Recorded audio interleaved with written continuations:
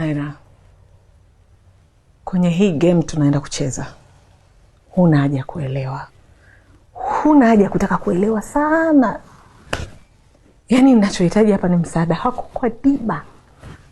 Yaani point kubwa hapa ni yeye akutwe na makosa, sio mimi Naira. Kwa hiyo huna haja ya kutafuta kuelewa sana. You just play along. Okay. Dana, mimi nikisema nitakusaidia nitakudanganya tu. Sitaweza. No.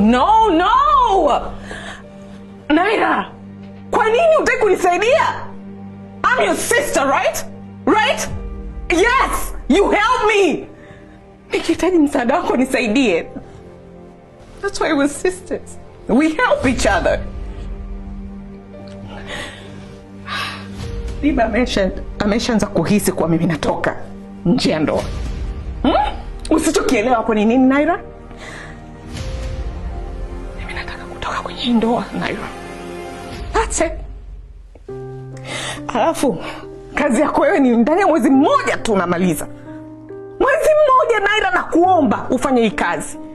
And you don't have to do much. Yaani mimi ndo mastermind wa kila kitu. Yaani mimi ndo napanga mpango nzima. Yeah?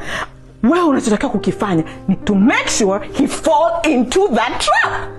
Umtege ategeke. That's it. Na baada hapo mimi nitamaliza mwenyewe. That's it.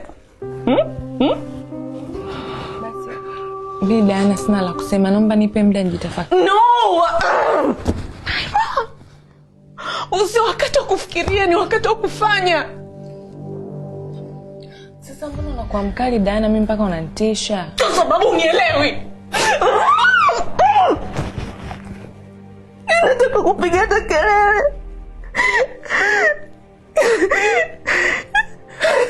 Nyinyi hamjui kinachoendelea kwenye maisha yangu. Kama mtu ananielewa.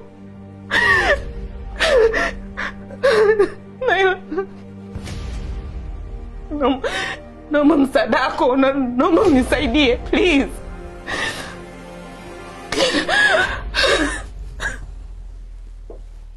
Dana, najisikia vibaya sana wewe unayoyafanya. Na mimi natamani Naira uingie kwenye moyo wangu ujue vile ninavyojisikia. Ninaishi maisha magumu sana. Huwezi kujua. Naira, natamani kutoka kwenye kifungo. Natamani kuwa huru. Na mtu pekee wa kunisaidia ni wewe. Basi Dana, wewe ungeenda tu uende ukaongee na mama. Mimi tutaongea zaidi. Na pole kwa hayo unayoyapitia. Well, na imani utaanza kulifanyia kazi hili tuliloliongea kuanzia muda huu. You know?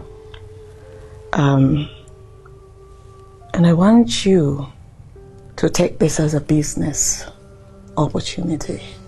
You know, win-win situation kind of thing.